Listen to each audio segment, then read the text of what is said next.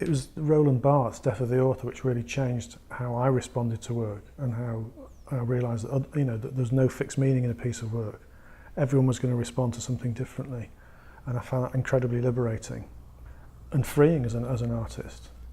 I mean, not only in the work that I could make, but in how I could respond to objects and potential materials around me. I guess one thing I wanted to do is to kind of represent the familiar as being an unfamiliar. It's a representation of the everyday. I mean, most of the environments we inhabit, we don't have much control over. We kind of inherit them. And it's a way of kind of regaining control, I guess, of trying to decipher the complexity of these built environments that we find ourselves living in.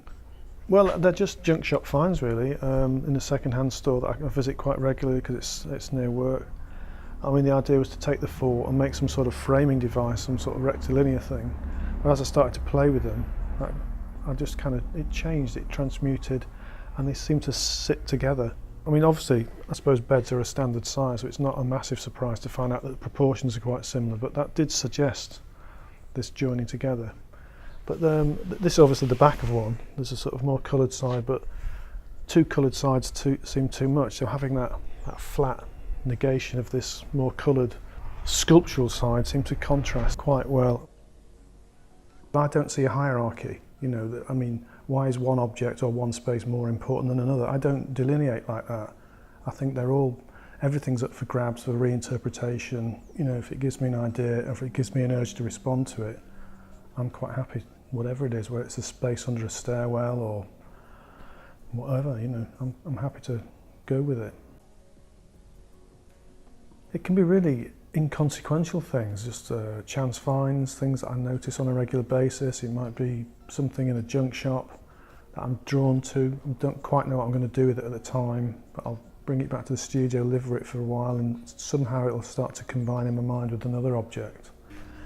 Well, I'm really drawn to this object. I think, there's negative space there, it's quite minimal, it's geometric, it's architectural, so it satisfies a lot of the criteria that I'm often looking for in an object or a material. But also, it's just throwaway packaging off an iMac, essentially. So this was part of the packaging that came with the new computer. In a sense, this object is part of a design classic. Then at the same time, it's also a bit of throwaway rubbish, if you like, but there's no reason why I can't take that, elevate its status, particularly if I sort of transmute it into a different material like bronze. People then have to respond to it differently.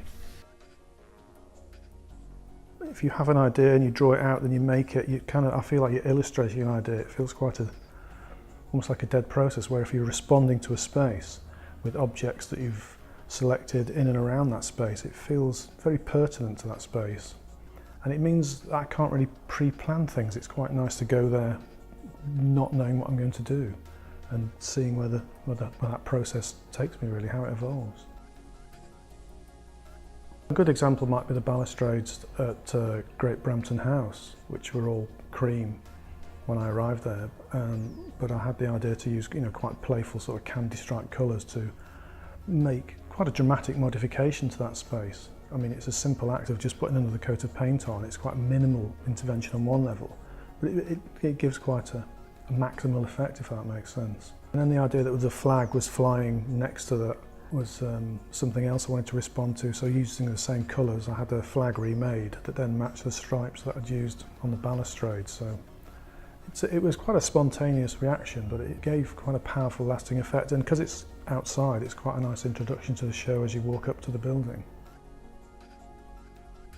A lot of people find it quite humorous to start with, but then I think they, once they start to talk to me about it, they start to realise that there are more subtle or serious undertones to it. I mean, take the flag piece, changing the colours of a Union Jack is actually a treasonable act, I believe, but that can seem quite playful. And from a distance, it might just look like it's a faded flag, but up close, it starts to ask questions about ownership, about notions of the state, the fact that we just inherit these things like the Union Jack and just accept them. But if you break that down and question it, why does a flag have to be like that?